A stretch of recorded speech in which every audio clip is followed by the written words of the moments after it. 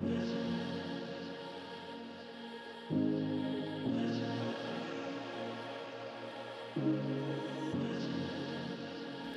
to the Expanding Consciousness podcast with your hosts, Michael Wally and Nicholas Haag. In this podcast, we explore ways to sharpen our awareness, make life more enjoyable, be a little kinder, become more authentic, less reactive, more present, and ultimately expand our consciousness. We're happy to have you along for the ride, and if you do enjoy these conversations, please leave a review or a comment, as this goes a long way for us. Enough of the promotional talk, and enjoy this episode. Hello and welcome to the podcast. Today we're going to be talking about demystifying the concept of the higher self. What is the higher self? How can we use it? How can we access it? What does it really mean? So Nick, what's your definition of higher self? I'm curious. My definition of the higher self would be kind of an actualized version of myself. So we talked previously a little bit about Jung and about the idea of individuation. And for me, the higher self is kind of the end goal I want to achieve when I go through the individuation process. So it's kind of all the potential I see in myself is living in that higher self. How about you? What's your idea about it? Yeah. So I have a couple different ideas. You know, the higher self, or the capital S self, is referenced in a lot of different philosophies, spiritual approaches. And so, you know, I like to kind of try and take a little bit that makes sense for me personally from everything. So one of the ways that I look at higher self is kind of like a tiered concept, where basically at the lowest level, there's kind of just something very basic and mundane. And then at the other end of the spectrum, it's something maybe a little bit more mystical, I suppose you could say. So at the lower end of the spectrum, I kind of see higher self just as my best self, right? So when I'm feeling really good, when I'm in like a really good mood, everything's going right, and the world just seems to be, you know, everything is right. That's one of the ways I'd look at, you know, higher self. So one of the ways that I kind of utilize that personally is just to kind of always aspire towards that kind of higher self, or, you know, best self.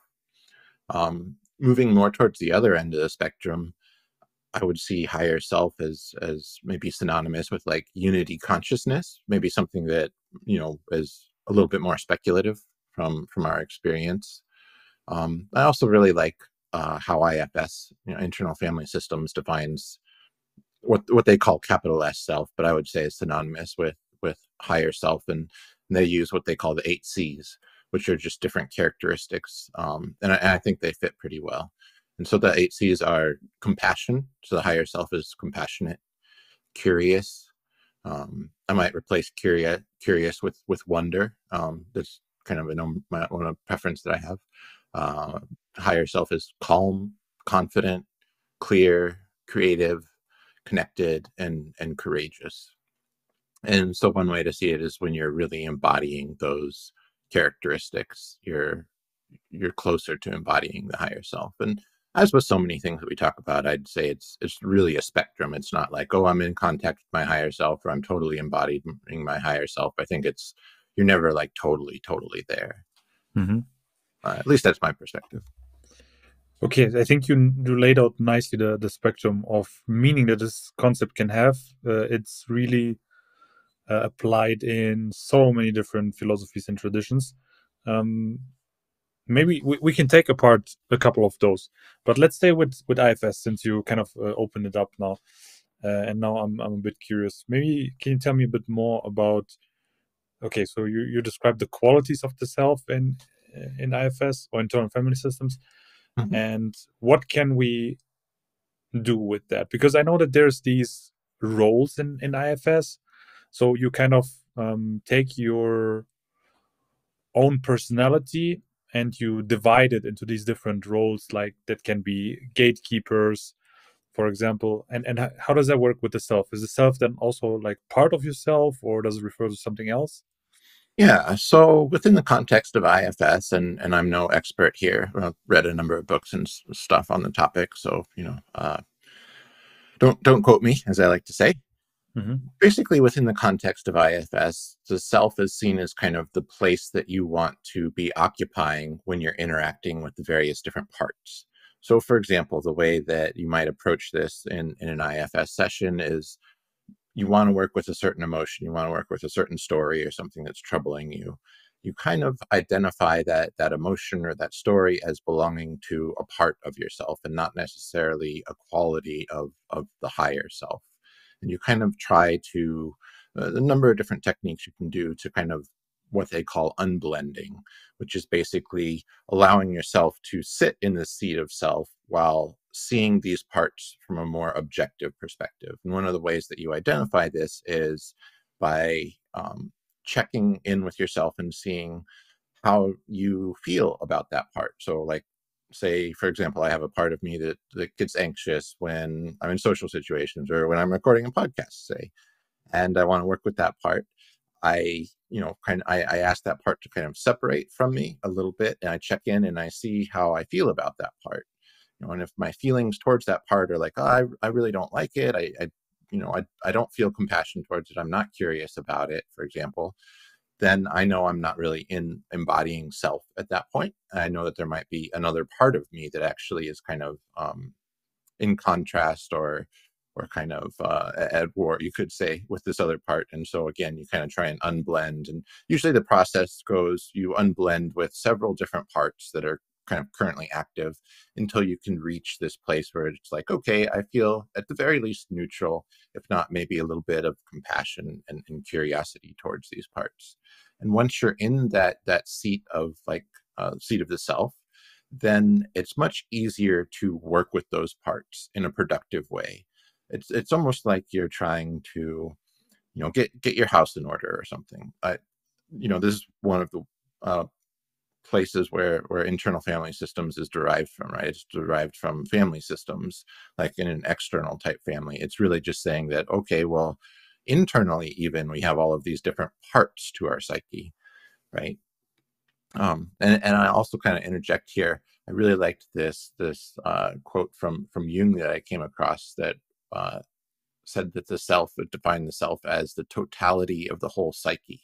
So in a way, like kind of relating it back to IFS, the self really does incorporate all of these parts, but you kind of have to unblend from these parts in order to get them to kind of reunify. You have to start to change the relationship between these parts so that they can feel, better about each other, as well as change your relationship to the parts so that you feel good about it. And once everyone within you, all of the different parts kind of feel good about each other, then they can kind of come back together in a sense and kind of reunify. I mean, in a way, that's kind of what so much of what we talk about is really getting at. It's like one of the issues, one of the obstacles in our path is that we've become divided, right? There are all of these different parts of our mind that are, they have their own agendas in a sense, and we're lacking alignment even within ourselves. And so part of everything that we talk about is really about bringing that back together and finding alignment and accepting those parts, right? I mean, talk about shadow work, for example. A lot of that comes down to accepting parts that otherwise we might try to reject. Yeah. I think that Jung often uses the term fragmentation in that context. So he thinks of the psyche as being, in the case of trauma at least, being fragmented. So yeah, I'm gonna tie back trauma again, also into this episode, even though we talk about it all the time. But if, for example, a person gets traumatized, then what happens is that the psyche shatters and parts of it are fragmented and splitted away. Or to bring in another analogy from Peter Levine and in somatic experiencing, he was talking in one of his books about, if we think about the life flow being like a river, and then when a traumatic event happens to a person, it's like a small side river forming where the water then flows outward and then creates this small lake. And yeah, if you imagine a river and then has like a side river and then there is a lake, the water obviously becomes stagnant there, right? So this is all of this life force energy, which is not in the flow of life anymore and it's kind of lost. But obviously there's ways like how to, bring all these parts back into flow, and there's ways to illuminate the shadow and to make the psyche whole in that sense. Okay, I really like the analogy of like the higher self being kind of the whole psyche. Although we do have to make a differentiation then. So we have kind of the higher self in terms of self development, perhaps in terms of internal family systems, where we're talking about the higher self being just the psyche. And then we have I've seen many meditations on the topic of higher self. One of the most common meditations you find out there is like how to connect to your higher self. So it's very present also in New Age and in spirituality. And there it becomes this kind of bigger thing. So then we're not only talking about the human psyche, but now we are talking about something transcendental, something higher, something more pure, and almost something that is equal to soul, right? So in these cases, the higher self would be a concept or part of the self, perhaps, that we can connect to with meditation, with yoga, or with these kind of practices, and kind of a persona we can connect to. And this persona holds is much wiser than we are because it has kind of the higher perspective, and it knows what is best for us. It knows what our life purpose is. So almost like a soul, right? Because if we think about the concept of a soul being the thing that transcends multiple lifetimes, therefore also having like the wisdom and the knowledge of multiple lifetimes, then yeah, that could be something we could connect to ask for guidance in our life. And yeah, I'm curious, what is your opinion on what is the difference between the concept of the soul and the higher self for you there? Hmm. Yeah. I really like getting into some of these distinctions because I think this is where, honestly, a lot of confusion, especially when you're studying, say, something like Buddhism, for example, a lot of confusion comes in because you might read one thing and it'll say something and read something else and it'll seem to contradict that. And one of the ways that you can reconcile these apparent contradictions is understanding that they're the understanding that you get to at a certain level. So, for example, within the context of Buddhism, there's the three different vehicles, right? There's Hinayana, Mahayana, and Vajrayana. And at each of these different levels, so those mean like the little vehicle, the great vehicle, and like the indestructible or the diamond vehicle, for example. And basically at each of these different levels, the understanding is a little bit different, right? And I'd also use the analogy, for example, it's something that we come across in education. So I was originally a physics major, and anyone who's studied physics probably knows that oftentimes each year of physics you learn something, and there's usually a caveat like, okay, next year when you learn something, you might actually overturn this, or we might learn that this isn't the entire story, or this isn't entirely accurate within the bigger picture. And so what I'm kind of getting at here is, you could, at certain levels, you could say that the soul and the higher self are potentially synonymous, and it might be useful to make that analogy, right? At other levels, right, it might be more useful to, as I mentioned earlier, kind of just see the higher self as like my best self or something, and kind of divorce it from the concept of something that's maybe less tangible, like the soul. So I'd say it really depends on the context of how you're talking about it, and what level you're really talking about. In general, I would say that you could consider the soul to be the same as the higher self. You could also consider the higher self to be the same as like divinity or God or something, right? It's all a question of of division, right? Of at what point you're drawing the lines, and those lines are arbitrary to some degree, but they're useful, right? For example, throw one more thing in there real quick. Just uh, Michael Singer will often say something like, the divinity is the sun, right, and shooting out all of these rays, and the soul is like an individual ray of the sun, right? It's like a very small part of it, but it's also still, reflective of the essence of it in a way. Mm-hmm. So yeah, that's one of the ways I'd look at that question. Yeah. Okay. So when you spin the concept of the higher self further and further, then ultimately you will start talking about probably like unity consciousness, or make the distinction between the sun and the ray in this analogy that you make. Yeah. Okay. So everybody can probably like choose what they choose to identify the higher self with. Um, while we're talking about kind of the spiritual aspect of the higher self, maybe we can also touch on the Hinduistic perspective on it. For me, it's not really clear, like where does this concept of the higher self originate from? Like even when trying to research it, some people say that Rudolf Steiner kind of was the first person talking about it. Some say it's already been around the 19th century. Some say that it's related to some Hinduistic concepts, and in particularly, and you have a bit more knowledge there, so feel free to correct me here. But my understanding is that it's closely related to the concept of Atman, and I'm not sure if we mentioned it in the yoga episode, but we definitely mentioned that you can attain things like your higher self through yoga, and that basically through realizing Atman, and the goal of Atman is kind of merging with Brahman, so creating unity, because as we learned previously, the goal of yoga is ultimately unity. We can realize that liberation, in the sense that like exiting samsara, or what we call in yoga moksha. Um, So yeah, I found it interesting that it seems that Atman, or the higher self in Hinduism, plays an important role in this whole idea of reincarnation, liberation. Um, yeah, anything to add for yoga's perspective?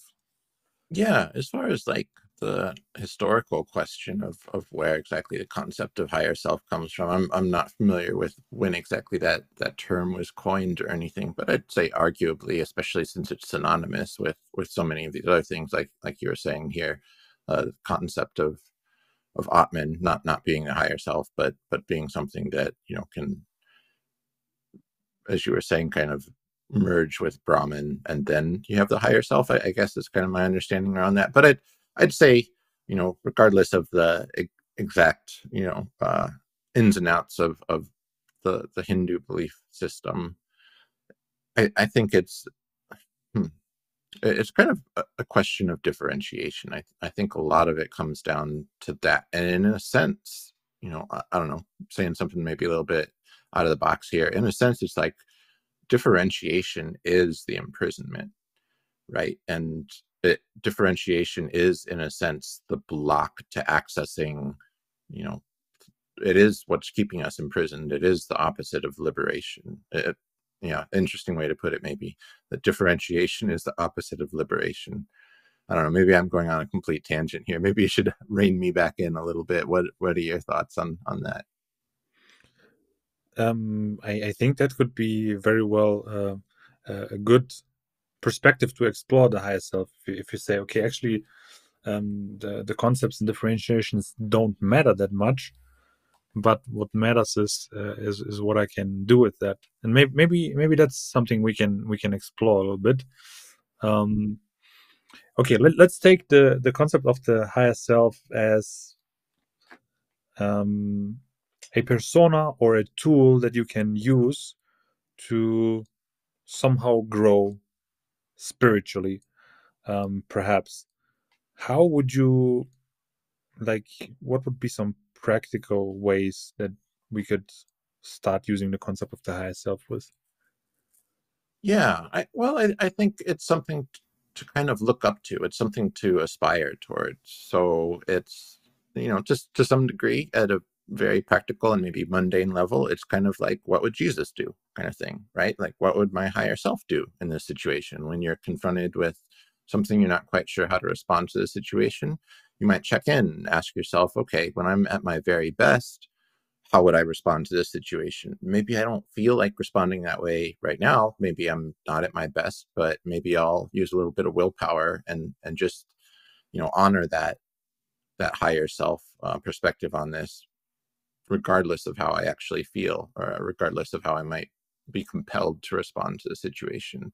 So for me, one of the ways that I use it is kind of like, okay, what would I do if I were at my best in this situation? I know I'm not at my best right now. I'm feeling kind of down or whatever. Maybe I'm a little bit angry or something, and I don't want to respond from that lower place.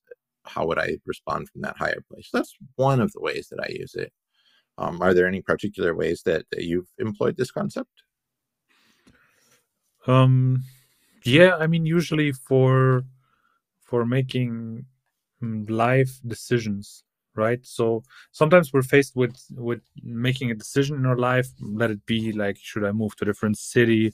Should I stay with my partner or not? Should I take that job or not? Where we don't have an immediate answer. And in that sense, the higher self is something that I try to enter, or that I try to channel in a way, right? So, for example, you could do that with a meditation, where you try to let go first of your thoughts, um, and try to become very still, and try to get in touch with your essence, or if you want to call that, with your higher self, and try to let yourself take on the higher perspective, and then perhaps try to look at the problem or the question or the decision that you're trying to make, and try to see what your higher self would decide. I think that's on a very practical level. Yeah, yeah. One of the ways I've seen that technique employed is basically asking yourself a question and then doing your best not to like answer it from a place of mind, and seeing if an answer kind of almost intuitively comes forth. And that brings around this idea that to some degree, one of the ways that I think we can kind of access this higher self is through our intuition, right? Hmm. Do you find that to be true in your experience, or? Yeah, and that's maybe what makes this whole thing a little bit nebulous or fuzzy or hard to grasp, because maybe we can talk a bit about that. Like, um, I like the idea. So intuition would perhaps be one of the gateways to your higher self, or perhaps intuition could be your higher self speaking to you. However, intuition is usually not conveyed with very high volume, but it seems to be something where we need to pay lots of attention to, and where we need to be very sensible to hear it. How how can we how can we even identify what is our intuition versus what is just thoughts, for example? Yeah, yeah, that's a really good question. Something that I think requires kind of constant refinement, and it honestly requires just an ever increasing self honesty, right? Because we can very easily like hijack this concept, or say allow the ego to hijack this concept for various purposes, like making a decision a certain way. Oh, this decision came from my higher self, so it's the right decision or something. All the while you're really just kind of deceiving yourself, or you can say the ego's deceiving you in a sense. So how to actually know when you're in contact? It's a very personal journey, is what I've found. Like, it's not something that can easily be put into words. I mean, I think the 8 C's from the IFS perspective is helpful. So if you're genuinely feeling compassion, that's a pretty good indicator. If you're genuinely feeling, calm, connected, creative, then I think those are pretty good indicators. If there's a lot of resistance, I think there's usually that's a pretty good indicator that maybe you're not really getting in contact with the higher self. And I also really like what you mentioned about it kind of being a little bit quieter. I think this is one of the reasons that stillness helps us access this place, is because if something's yelling at you inside to do something, probably not connected with the higher self. It might be like a part, right? That's kind of one of the complications in internal family systems, is understanding when you're blended with a part, and when that part is sort of like in the driver's seat, or when you're embodying that part as opposed to the self. Um, so I think those are a few pointers that can help you realize it. There is also kind of like just a general feeling of ease, I find, that kind of comes along with it. Like, in a sense, you kind of know, but then there's also, a little bit of healthy skepticism that comes along with that. And then also in retrospect, seeing where your decisions come from. So, for example, one of the things I'm working with this year, just as of lately, is trying really hard to not make decisions from a place of fear. So I think that this idea kind of fits in really well with the higher self. When I know that I'm faced with a difficult decision and it feels, it doesn't feel good and none of the answers feel right, but I feel like I have to decide, usually I use that as an indicator of, okay, I'm not in a good place to really make a good decision here. And then I'll wait, or I'll do some, employ some tools, do some exercises, do some meditation. And if I find myself getting into a better place, then I'll re-examine the decision and be like, okay, am I feeling a little bit more clear about it? And then try to make the decision from that place. That's a good way to look at it. Or we could say that maybe intuition is almost the opposite of fear. So, right, if we have fear, because I agree with you, we never want to make decisions based on fear, because like, where would that lead you? If you even try to think about, you make all your decisions in life based on fear, I think it would lead to a very small, limited, and controlled life. And in that sense, it's probably a good idea to get rid of that fear, either by waiting for a better moment, or maybe, employing any of the techniques we talked about for emotional release, to get even through that fear, to gain access again to your intuition, basically, to hear that voice more louder. um, I wanted to mention some other techniques to access intuition, or an interesting concept which I haven't personally been successful with, but I nevertheless think it's interesting.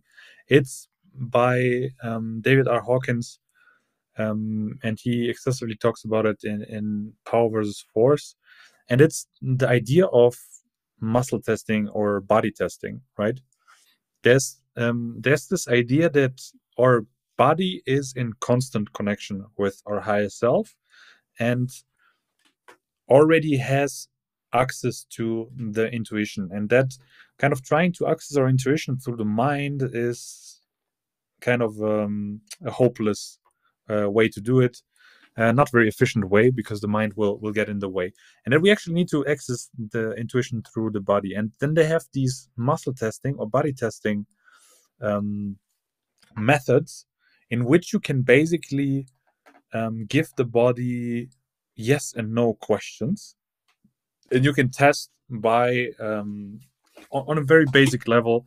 For example, you, with one hand, you push against the other hand in a very specific position, would be in terms of David R. Hawkins, and then by the force applied, you'll somehow know if it's a yes or no, basically the answer to the question that you gave to your body. And people describe having very good success with that, and they use that to make all of their life decisions. They first do kind of a body test or a muscle test to already see what their body thinks the answer to the question is. However, for me, I haven't been really successful with that. Like, I tried out a little bit when I was reading the book, but maybe I'm not yet enough in touch with my body, or maybe there's still like too much noise in the body that I cannot access this part of the intuition really well. But I thought it's interesting. Have you ever tried muscle testing? Yeah, it's cool that you bring this topic up. I'm like right in the middle of listening to a collection of David Hawkins talks, and Mm. as a consequence, becoming a little bit more interested in the muscle testing. It is one of those things that you'll have probably come across in some sort of woo type context, right? Where it's maybe it's hard to say, right, whether or not this is real, whether or not you can utilize it effectively. I think you potentially can. I've dabbled with it a little bit, and it does seem like there's a fairly clear correlation. So, for example, basically with most of it, you just pretty much put your arm out straight, and then you have somebody else push down on your arm, Mm-hmm. and to keep it kind of unbiased, the person that's pushing down on your arm is holding something in mind, right? Like they're holding a statement in mind that they're trying to prove true or false, and so you're not aware of it, but you are sort of like the barometer in a sense. And then the way that you measure it is if you're able to kind of fairly easily resist and hold your arm, then that's a positive response. If your arm goes down pretty easily, like you feel really weak, then that's kind of a negative response to whatever the person is holding in mind. I think it potentially works. I know David Hawkins says something like, so he's got this scale. I forget exactly what he called it, but he calls it like, what do you calibrate at? Or that's the Scale of consciousness. Okay, scale of consciousness, right. And if you're something like over 200, then this technique will work for you. But if you're under 200, then it's questionable. I don't know about his scale of consciousness. A few of the things that he's calibrated are a little bit questionable in my mind, but I really don't know. I'm open-minded to it. Haven't personally used it enough to much efficacy. I think the more important point that you're bringing up here is really that we access intuition through the body, and I think this is pretty spot on in my own experience for sure. I've found that as I've practiced, so for some of the things I'm going to reference here, you can look back on some of our other episodes, like the one on polyvagal theory or somatic experiencing. We probably go into a little bit more depth around some of these, but basically, as I've practiced interoception or awareness of my sort of inner environment, awareness of what's happening within my body, and developing more familiarity with it, more awareness of it, and also more equanimity towards it, I've found that it's easier to access what I would consider to be intuition. And so I would say that the path to honestly accessing the higher self as well as intuition is potentially, or at least one path, is through the body, through becoming more aware of the body. So, for example, a very practical, sort of mundane example is like awareness of your heartbeat. Pay attention to the center of your chest right now. Can you feel your heartbeat? Yes or no? And if you continually pay attention to that and you're quiet enough, you will eventually be aware of your heartbeat. And some people are aware of their heartbeats all the time. Other people totally oblivious to it. Right? It is something that you can become aware of. As a human being, you are capable of being aware of these things, right? And the greater awareness you develop and the greater equanimity you develop towards whatever arises within that somatic experience, the easier you will be able to access, through this path at least, your intuition and potentially what we might call the higher self. Mm-hmm. To give some example of what could intuition feel like in the body, or something I use it for is I tend to check in with my body if things or situations feel right. So to explain this a little bit better, I think over time what I did is in some situations where I feel really comfortable or where I feel really happy, usually happiness in my case leads to also calmness. So I don't know, maybe I had just a big achievement in my life, or I made a change in my life, and I know I feel happy. I tend to sort of indulge in these moments, but I also then try to create an anchor. I try to watch it from the perspective of the higher self, if you want so, and I want to see, okay, how does this really feel? And I really want to make kind of a mental screenshot of, okay, this is me in a non-resisting form where I feel very comfortable, and this feels right. I think I'm at the right place. And the more often you do this in kind of in positive situations, the more of a feeling you get. How does your body feel when you are right where you should be? And then you can use that the other way around. Um, for example, in situations that cause you more anxiety than they should, for example, that could be an indicator you're right now in a situation where you're not supposed to be, or where your higher self doesn't want you to be.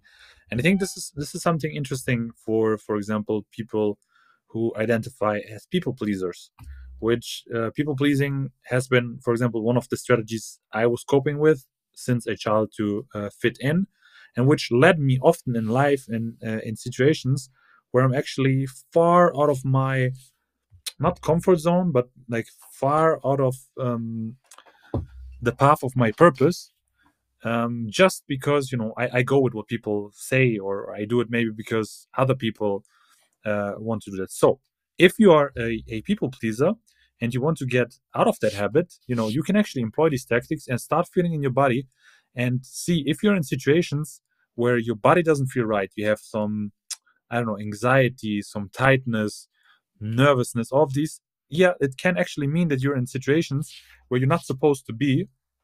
And this is an indicator that you should change direction, right? Try to get into situations where you feel more comfortable and that feel more right to you. Yeah, yeah. I think that's definitely a good example just in general. And I'd probably also throw out that, it can be misused as well, right? So Mm-hmm. like as a bit of a recovering people pleaser myself, I think if I took like, okay, I'm feeling anxiety, it means I need to get out of this situation, then over time my world might get a little bit smaller, Mm-hmm. right? Like I'm going to be continually avoiding confrontation in those types of situations. So it is kind of, there's not really like a clear formula, I guess I would say, that you can, or at least for me, that I can always employ. That's like, okay, I'm gonna check in with myself. My body's not feeling very good.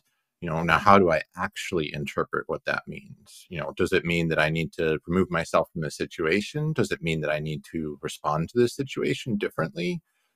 So I think that there is kind of a little bit of honesty, a little bit of like just kind of knowing yourself that is necessary to like properly interpret things. I think there's always some degree of misinterpretation as far as some of the signals that we're getting.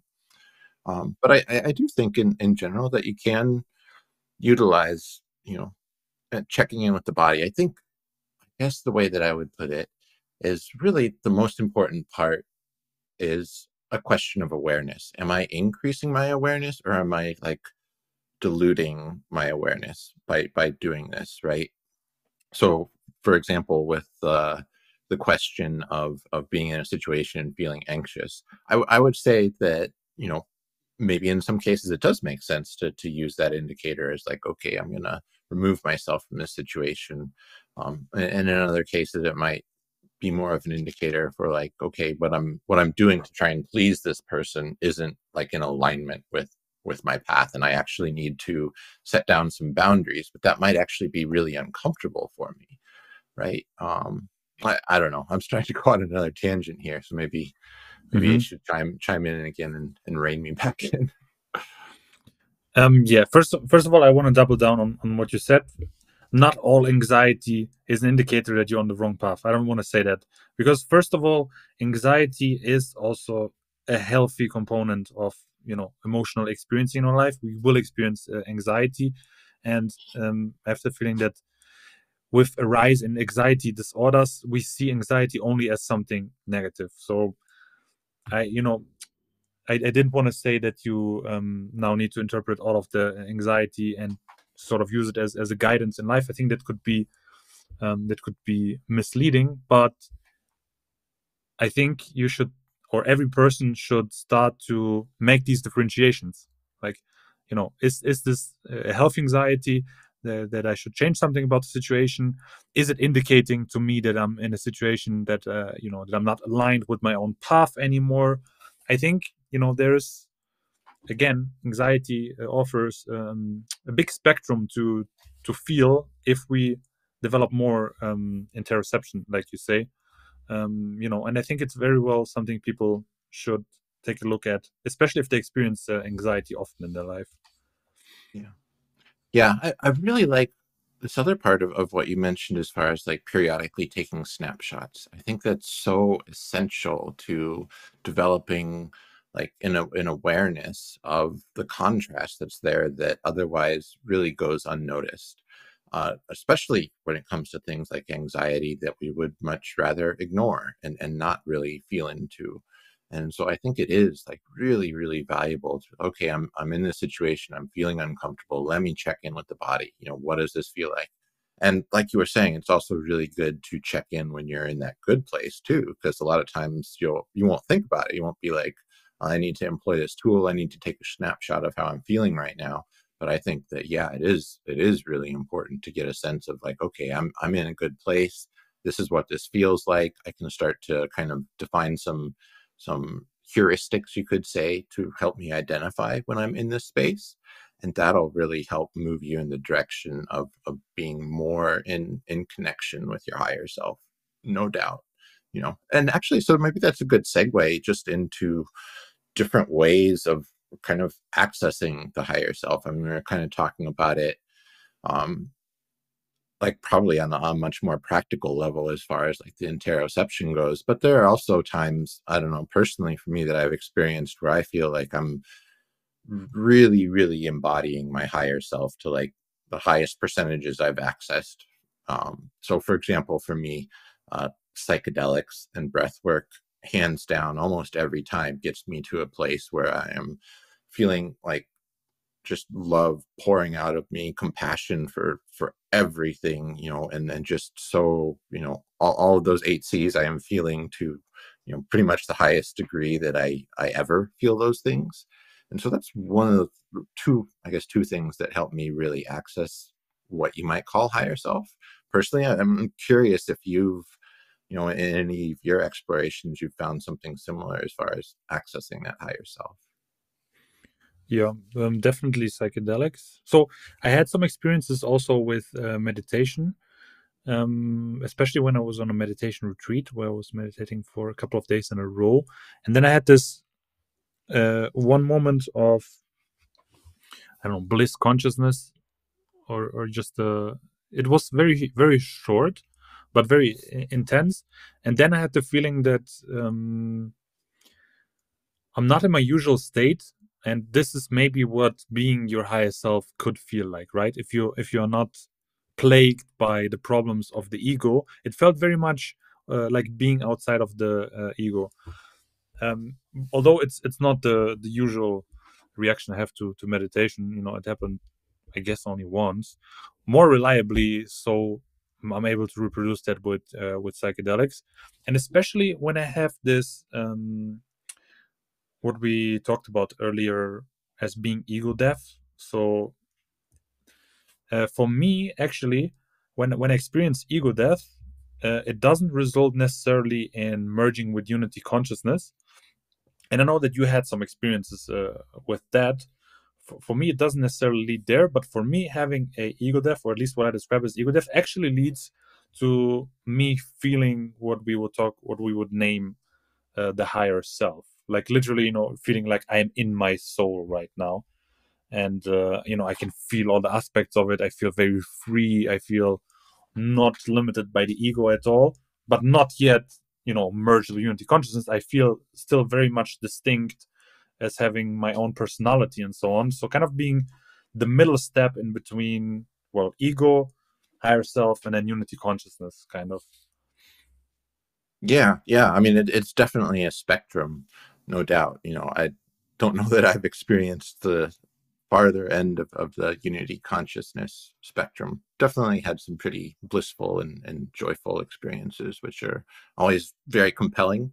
And of course, you want to try to reproduce them, which is, of course, does not work very well, in my experience. But in any case, I guess one of the interesting things about the question of accessing the higher self is it's not so much what you do, although there are things that you can do to get you there. It's more of a question of what you kind of undo, or the blocks that you remove. So I would say that connection with our higher self is, you know, probably our kind of default state, but we pick up all of these traumas, for example, like you had mentioned earlier, and all these different things, all of these attachments and identifications that essentially block our access, right? Because as we were kind of mentioning earlier, access requires sort of a peaceful, a quiet space, right? Because the higher self is not really like yelling at you. I mean, I guess there's, that kind of brings us to a slight tangent as well around like, well, how does the higher self actually talk to you? And as we kind of mentioned earlier, potentially through the body and through your feelings.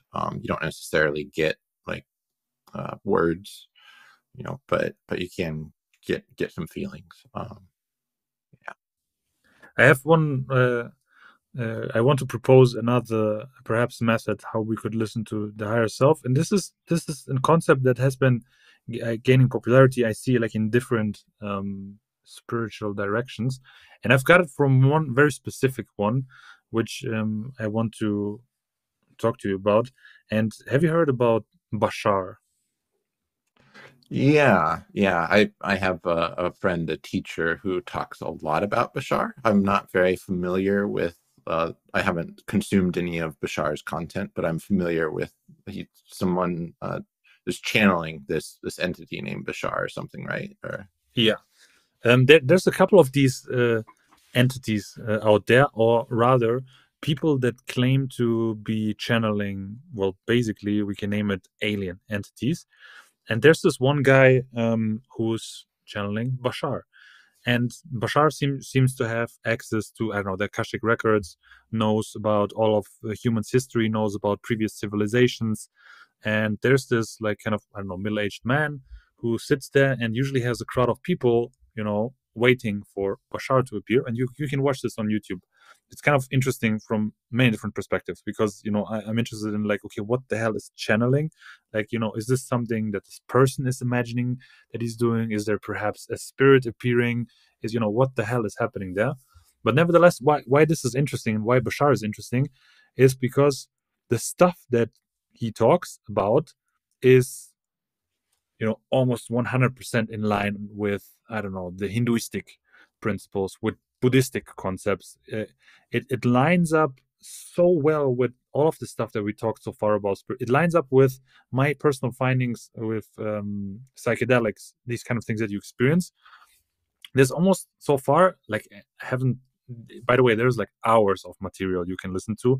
I just listened to a couple of them, but what I heard, it's pretty in line. So either this person who's channeling Bashar is like very well, read up on all of these spiritual traditions and concepts, or he's just intuitively smart, or there's really something there. So in that sense, you can even use it to kind of cross-reference different spiritual traditions, and usually, we're going to find something in whatever Bashar channels. So it's interesting from that perspective. Okay, that was a really long tangent just to pick people up in terms of Bashar. But what I wanted to get from his channeling is he talks a lot about the highest excitement.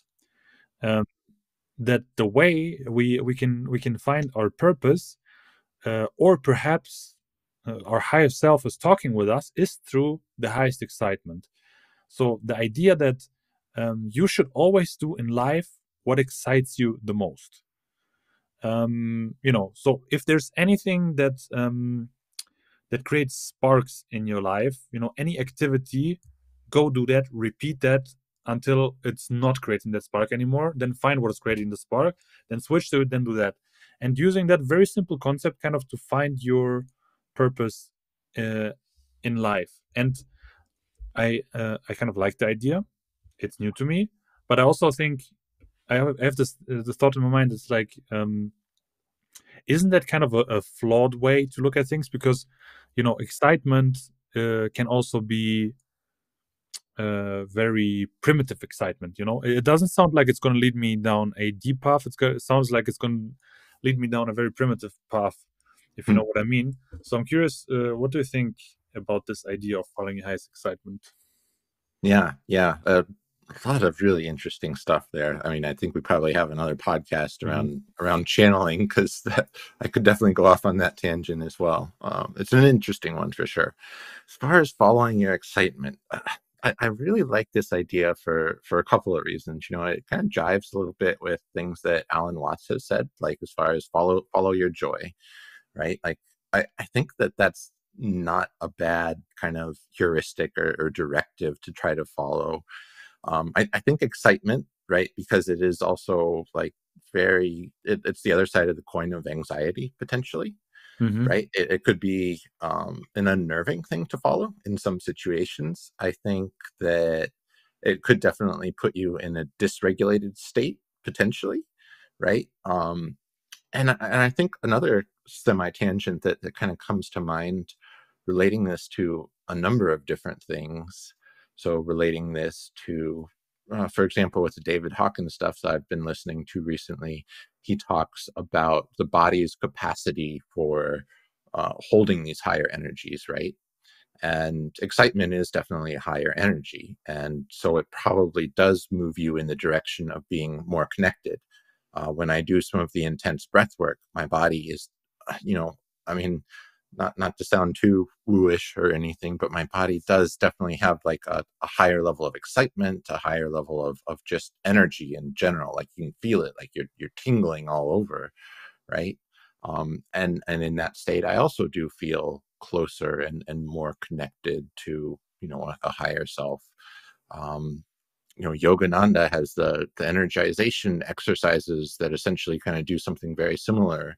Sadhguru talks about how the importance of yoga is really that it's preparing the body to be able to, you know, function with these higher energies, right? So I think it's a really interesting idea of following your excitement. I think it could be hard to clearly discern what is like your pure excitement and what might be, like you were kind of mentioning, the downside potentially, right? Like, you know, it could be pretty easy to follow some less high excitement, some more, I don't know,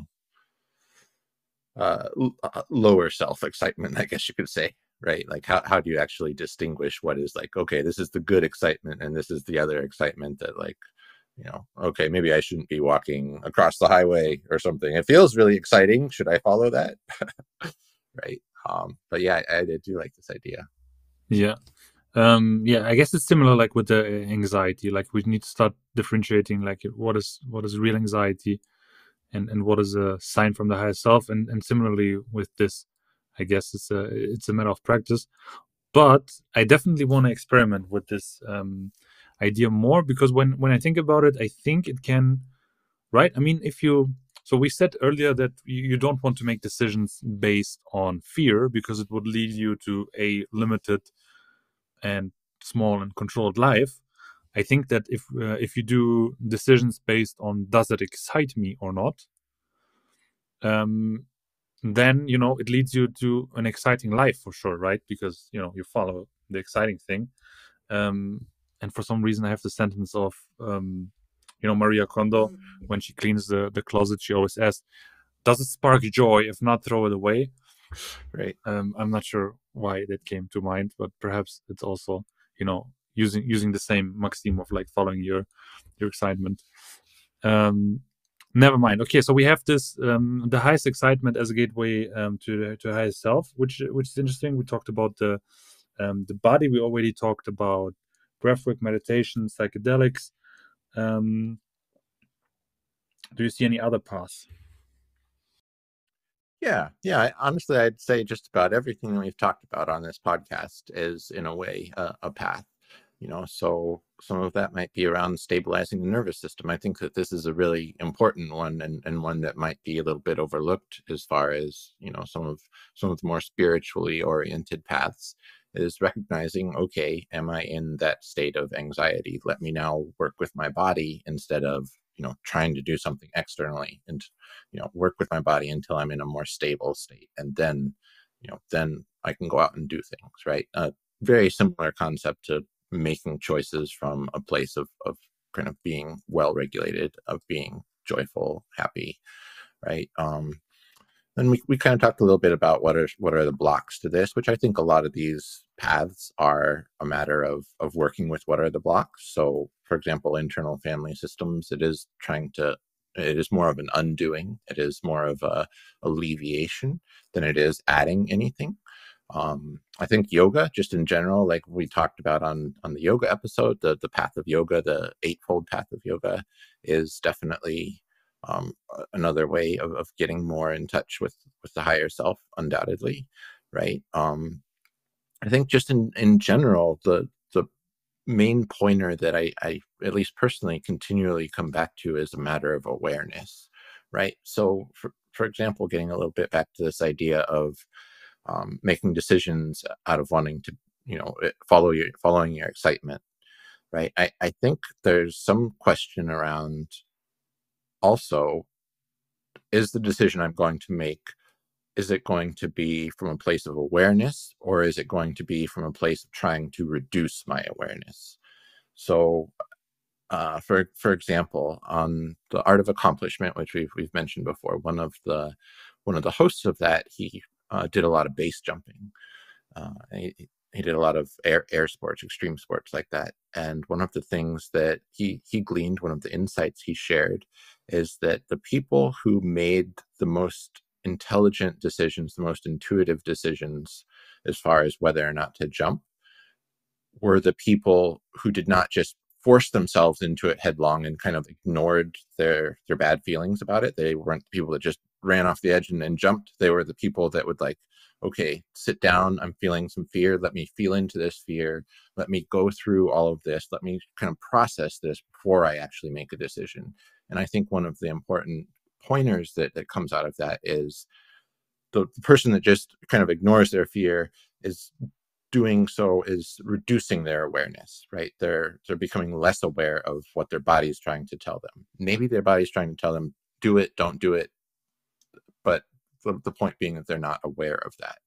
And so I think it's just really, really essential to incorporate this idea of awareness, right? Like if I'm going to follow something that makes me excited, am I doing it from a place of trying to avoid feeling a certain way? Am I trying to become less aware? Am I trying to kind of dissociate in a sense? Which I think a lot of times when we go after something exciting, we might be doing it trying to dissociate from something that we don't want to feel otherwise. Or is this really more an expression of what's really happening, of an expression of me just totally experiencing this without any resistance to whatever comes up, and just totally aware of it and not trying to dissociate. So it's, just one of the other ways I like to look at this. Mm-hmm.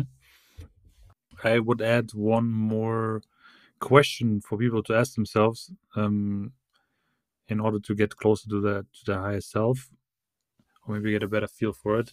And that would be, how can I embody the higher self? Because we said the higher self is a concept that we can access perhaps by meditation, psychedelics, and so on, that we can access for brief moments. But ideally, we would actually be living in the higher self all the time. Perhaps that's not attainable. Maybe that's a bit too much, but that's something that we could strive for. If we say that the higher self possesses all the qualities that we actually want to embody, so then, just as a question, how can am I embodying my higher self right now? How can I embody my higher self right now?